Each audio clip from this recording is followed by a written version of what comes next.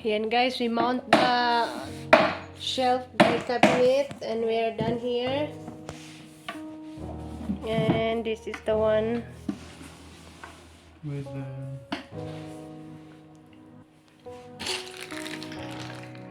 This is the one machine that's accessories for this one. So I will get. Oh. So we put these accessories there. This one. Then we're gonna be connecting.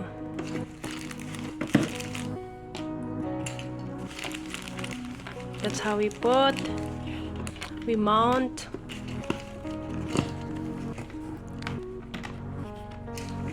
We mount the shelf cabinet.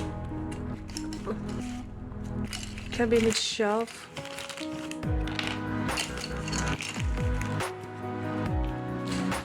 And a lot of instruction, guys. This is the instruction. This one, no.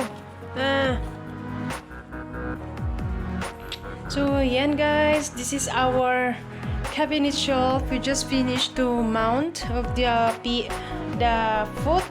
This is the foot of our cabinet shelf. So, I'm gonna be doing like this. This is the one standing. Yeah, there you are. So I'm gonna be connecting this one. So this one is like this. We just touching. So it's open. So this is what inside.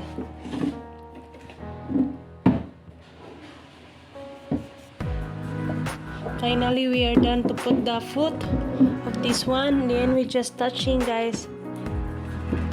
So this is how we mount it. So maybe I can put this one here, photo album. So see. So guys, this is where I told you guys that I'm gonna put this one in our hallway, because this one here, it's very empty here, guys. So that's why we bought this one, and we're gonna be connecting because this one is not connecting yet. We're gonna be connecting this one. It's not connecting yet, like this, as you can see.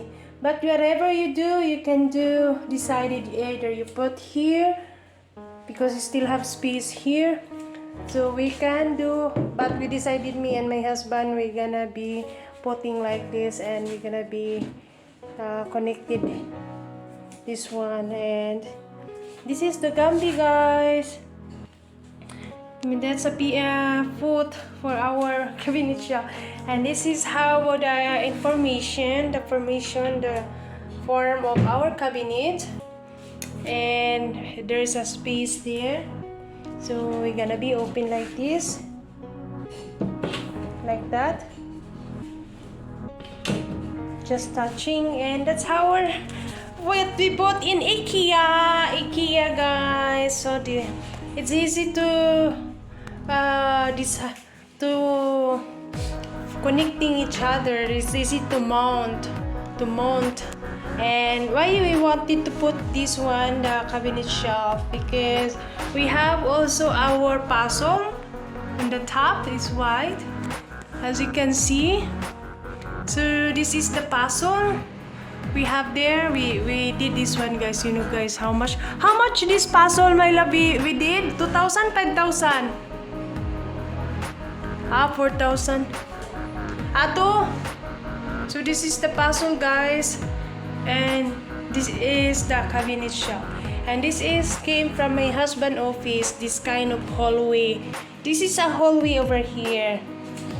Now, this is the hallway where I'm going. And we have also another here, hallway going to entrance. And that's how I put another cabinet here. There, as you can see, a lot of books. This kind of cabinet, it's in front of our toilet. And that's why we wanted to put a